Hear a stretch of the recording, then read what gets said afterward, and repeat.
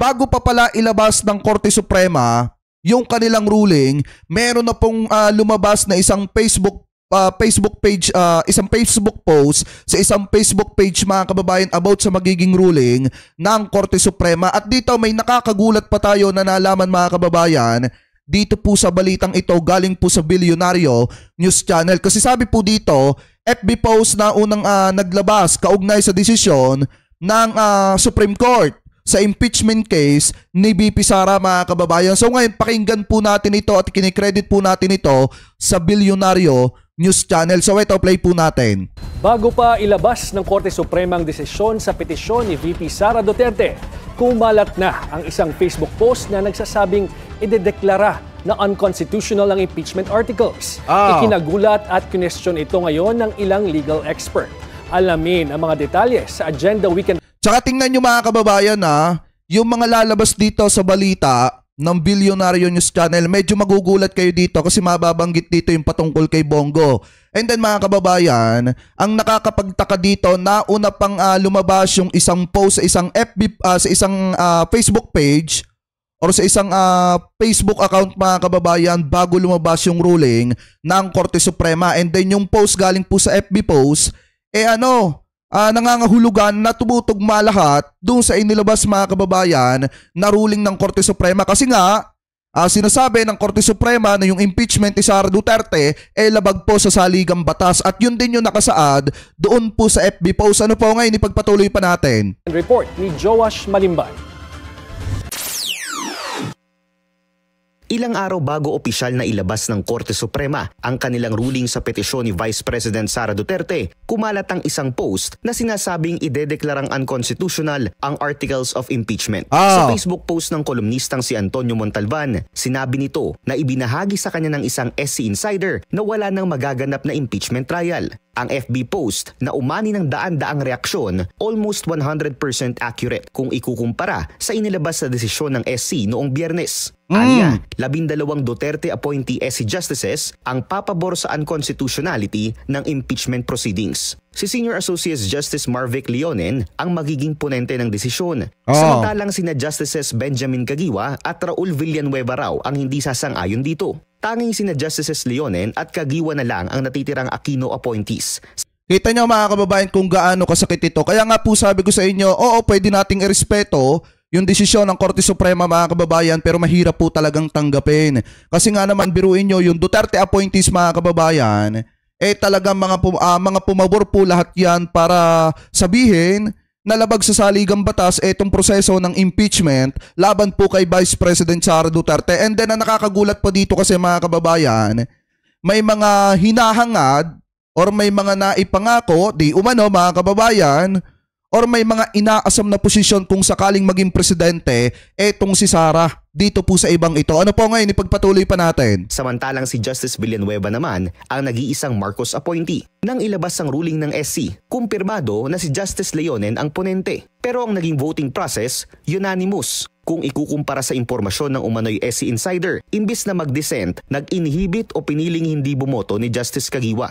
Samantalang si Justice Villanueva naman sumama sa mga pumabor sa desisyon. Ang isang Duterte appointee na si Justice Singh hindi rin nag-participate dahil on leave. Ayon sa umano'y SC Insider, politika ang nasa likod ng latest ruling ng SC. Sa FB post ni Montalban, sinabi rito na sinadya umano ni tingnan niya mga kababayan ito yung lagi nating sinasabi na nagpapogi lang itong si Chis Escudero sa mata ng mga kababayang Pilipino po natin nung kasagsagan na isinisigaw ng taong bayan yung salitang Port Weed.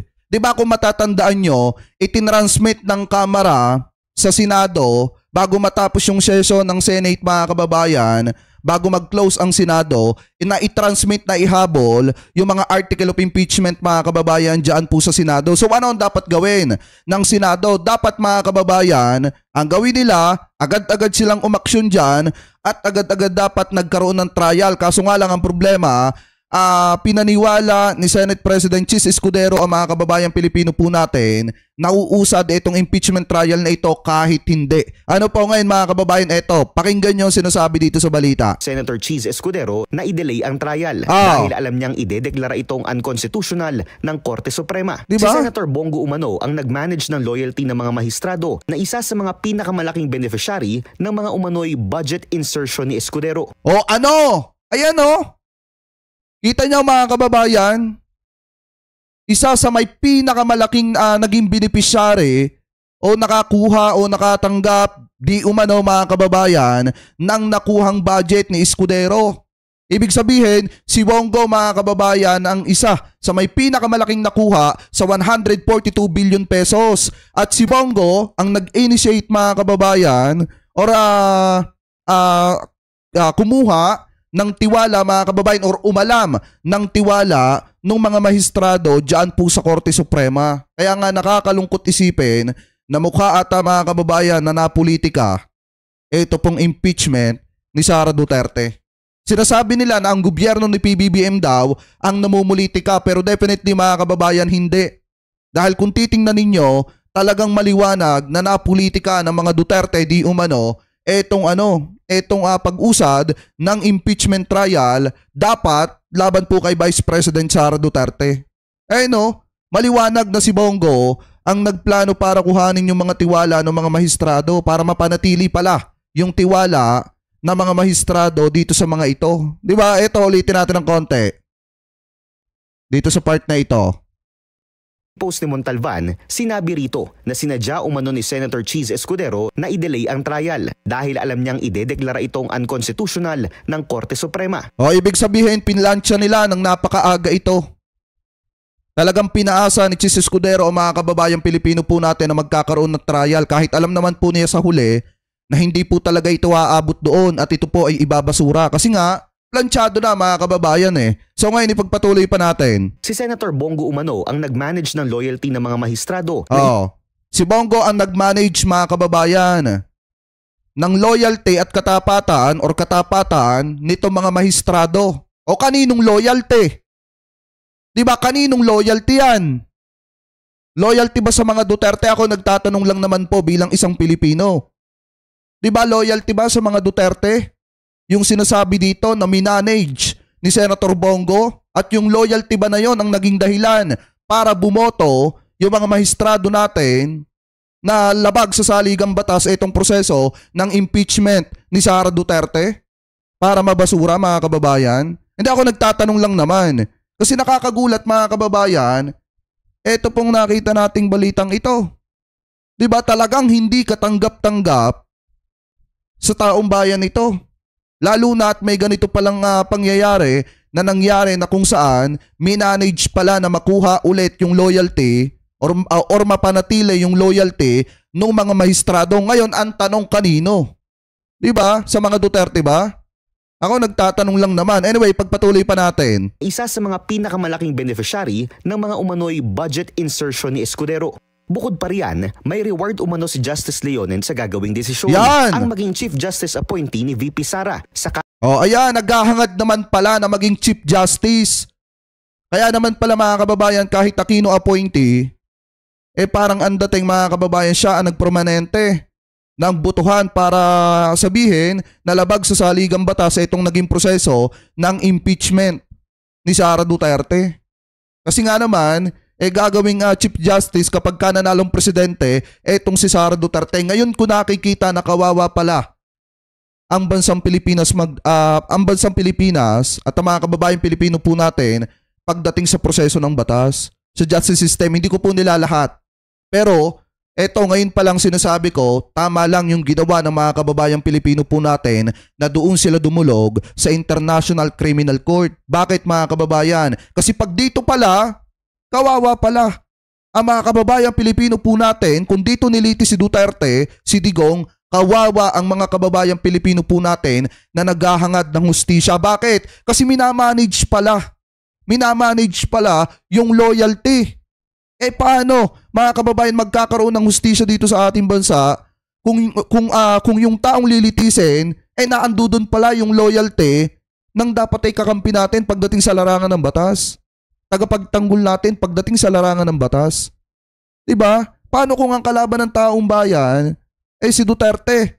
Tapos ang loyalty ng mga mag-uusig, maglilitis, ay na kay Duterte. Doon palang talo na ang mga kababayang Pilipino po natin. Siguro mga kababayan, nauunawaan nyo yung sinasabi po natin. Kasi maliwanag na sinabi po dito na minanage ni Bongo yung loyalty ng mga ano. Diba? Alam nyo na yun. Kaling manalo siya sa pagkapangulo sa 2028. Isa si former Law Dean Attorney Mel Santamaria sa mga naunang kumontra sa mga kumalat na FB post nitong nakaraang linggo. Kaya laking gulat daw niya nang lumabas ang ruling ng SC. Nakapagtataka.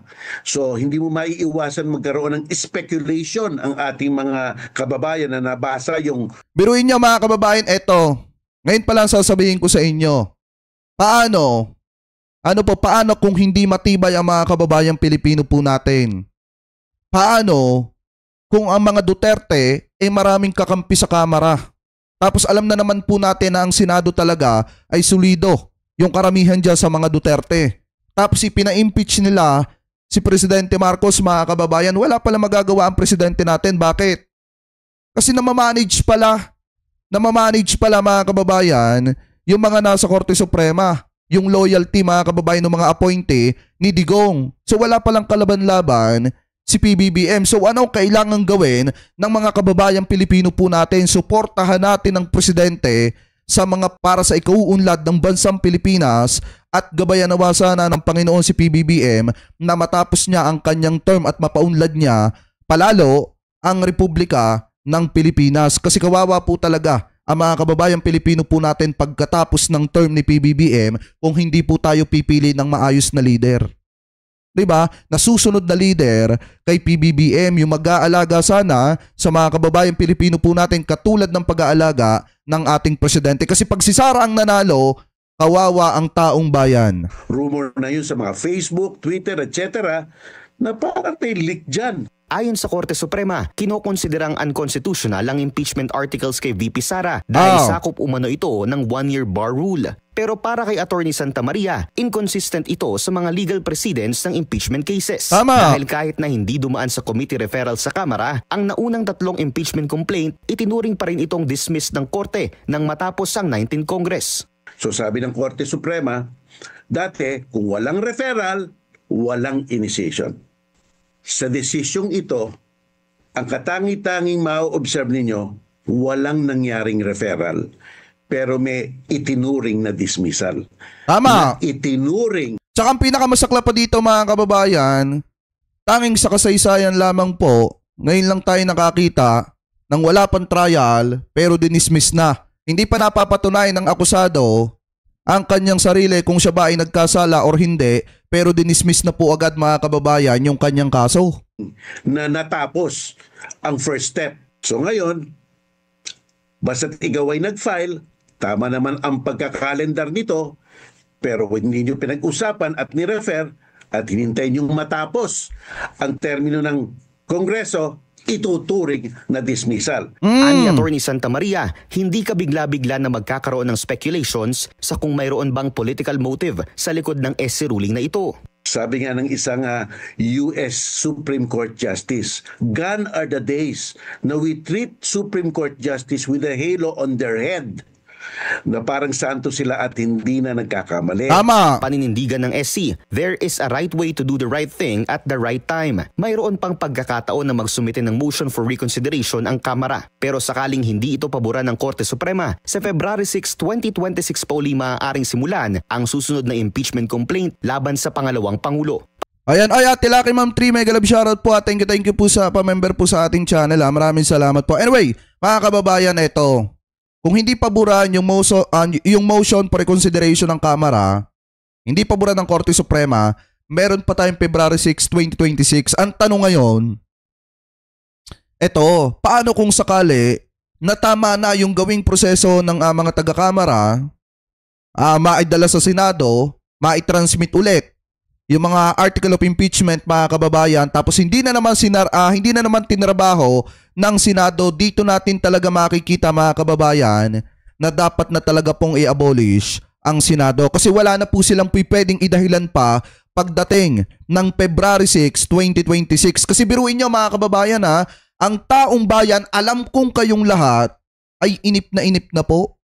Alam kong kayong lahat ay talagang gustong-gusto na makita yung mga ebidensya laban po kay Vice President Sara Duterte. At alam kong kayong lahat ay nakaabang sa impeachment trial ni Sara Duterte na ngayon ay mukhang malabo na. Kaya nga po napakalaking unfair nito mga kababayan sa ating lahat, sa mga kababayan Pilipino po natin. Kasi nga, maliwanag naman po na talagang ayoko mang sabihing may pinagtatakpan, pero di umano, parang gano'n na nga po.